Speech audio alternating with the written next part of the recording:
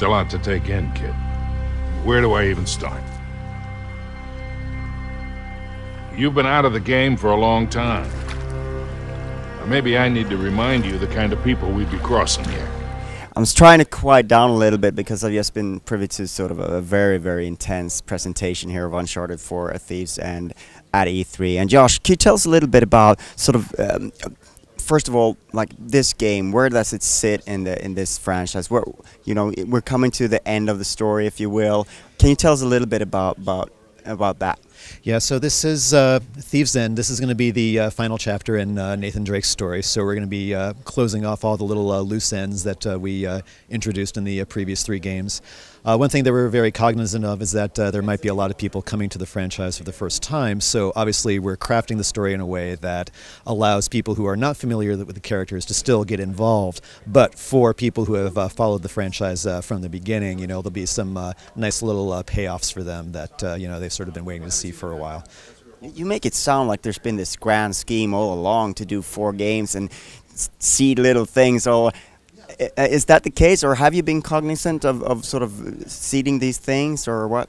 Well, you know, I mean, you always hope that, like, when you introduce a new IP that, you know, you're going to be able to make some sequels and continue the stories. And actually, one of the nice things about the action-adventure franchise is that it sort of lends itself to additional stories within the universe. You know, there's always a new treasure to find somewhere, right? So, you know, the first game, you know, we were just really trying to set up and establish who these characters are and, like, give them a little backstory and learning about, you know, Nathan Drake and his focus on Sir Francis Drake. And then, you know, in Uncharted 2, we sort of opened the world up a little more to show, like, the world of rogues and treasure hunters that Nate and Sully sort of run among, and how that sort of has come into conflict with Elena, who he worked with on the first game. But, you know, in the second game, she's clearly gone off into what she feels is a more legit field, like war correspondent. And then, you know, the third game, we just keep on trying to explore new themes, like, you know, what is the you know, what are the risks that Nathan Drake is willing to take, and the risks that he's willing to put all of his friends with, you know, and also sort of developing his early backstory and his relationship with Sullivan, who was his father figure. And now, you know, in the fourth game, whenever we make a new one of these games, what we want to try to do is bring out a new facet of Nathan Drake that we haven't really seen before.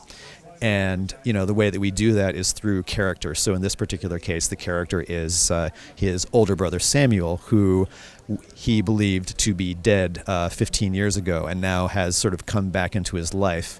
And meanwhile, Nathan Drake has, you know, gone into what more or less amounts to retirement. He's settled down with Elena.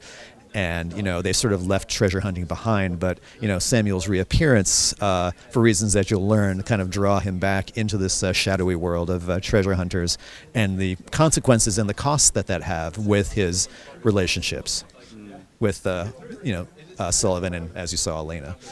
I think we got a little hint of that in the demo here that we got to see. I think one interesting thing is you chose to first show sort of that sort of very sort of lush adventure environment, that sort of very open thing. Now you gave us more of a very sort of fast-paced, intense action sort of matinee chase scene, which was absolutely mind-blowing.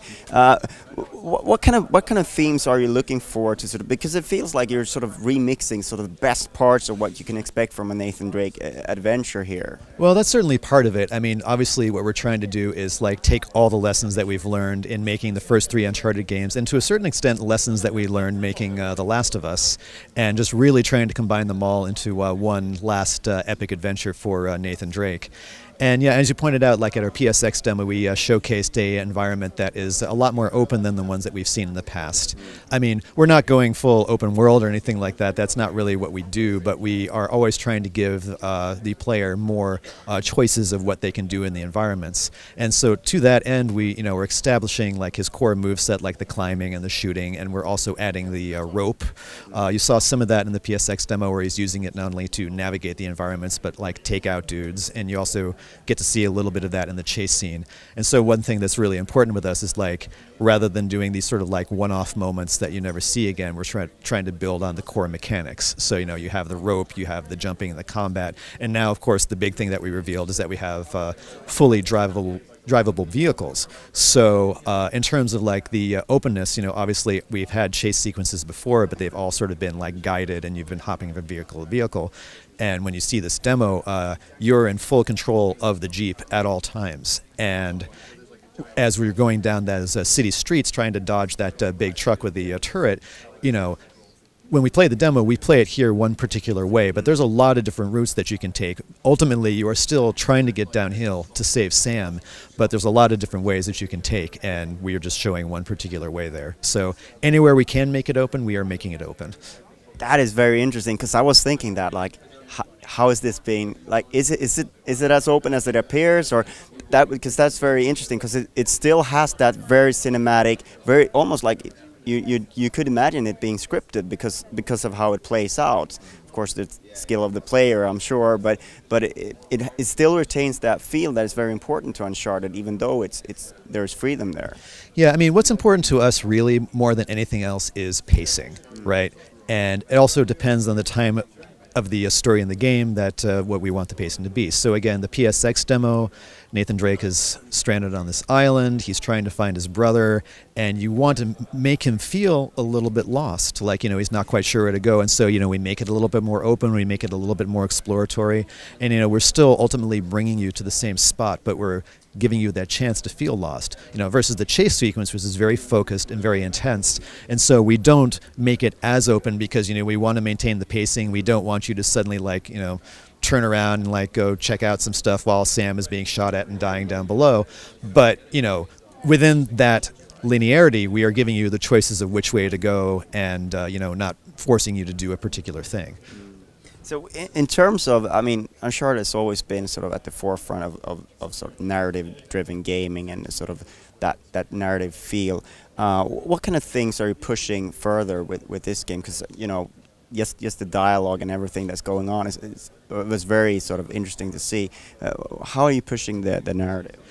Well, I mean, one thing that we're trying to do, one of the biggest things actually, is that we are now, everything, including the cinematics and all the cinematic moments, are 100% real time, whereas in the previous games and The Last of Us, for the big cinematics, we would go to ones that were pre-captured. And the thing is with those is that you'd always have like this black frame before everything, so you could kind of tell when one was coming up.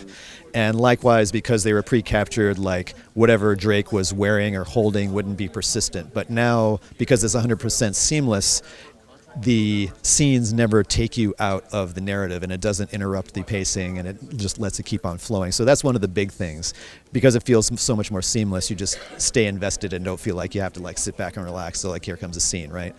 I mean, other things that we're trying to do, we are going to have, just as much in-game banter as we always have. We're really trying to like look through Nathan Drake's emotional core, because one of the things we're exploring in this, every treasure has a cost, right? And in this particular case, like, what is Nathan Drake willing to put on the line for the sake of Sam, his brother?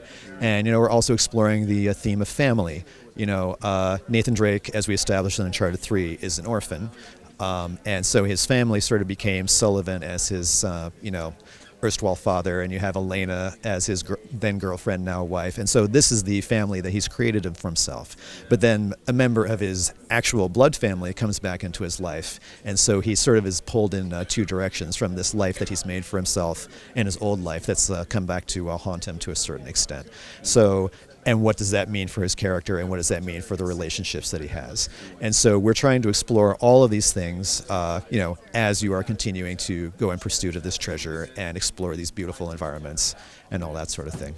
So what's the approach there? Is the approach there to sort of present the player with that dilemma and possibly even a choice or something, or is it more about telling that story of Nathan's dilemma? Or It's about telling the story. I mean, we don't really do branching narratives in Naughty Dog games. We have a very specific story that we want to tell, and we have very specific emotional beats that we want to hit. And the question for us is like, how do we convey those emotional moments to the player? If it's something that's very like a small and intimate moment that's very emotional and focused, we tend to do that in a cutscene, because that's when we can like get in close with the characters. Obviously, you just saw a crazy action sequence that's sort of like at a peak moment, and that's fully interactive and fully in control. And then we have all the little moments in between where you have things where you're just walking through a new environment and doing a little back and forth chatter with somebody.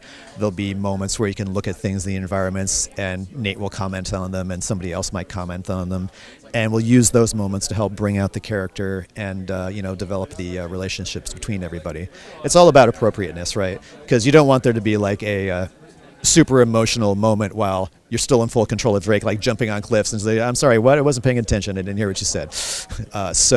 It's all about context. Yeah, you mentioned the high detail. I thought there was one thing where they were shooting at sacks, and there was like they were pouring out, the sand was pouring out, and it slowly deflated. That was sort of a little bit of a detail but you brought out so many details to the game. What does that offer? Like, how does that sort of elevate the experience?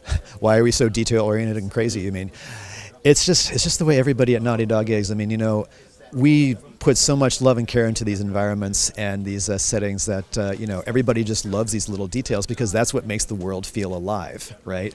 And we very specifically set up those bags of grains and rice because we wanted to make the bullets pierce through them, because we wanted them to spill out. Because for one thing, it's the kind of thing that you see in action movies all the time, and also adds to the sense of danger. Here's your cover that's originally high cover and it's slowly sinking into being low cover. But it's just those little details that make the world come alive, and not that it's just like this static thing that you have to be taking cover behind, right? So that's what we're always trying to do in every little detail that we add. And you've said it's coming out 2016. Any more specific than that? It's coming out 2016. I mean, I guess the only other thing that we can mention is that there is also going to be multiplayer, and we're not ready to talk about that yet. But you can get access to the multiplayer beta through the Uncharted collection that's going to be coming out in October. Thank you so much for your time. Thanks for your time. Glad you liked it. So can I count on you? One last time. All right, kid. Let's go do it. One last time.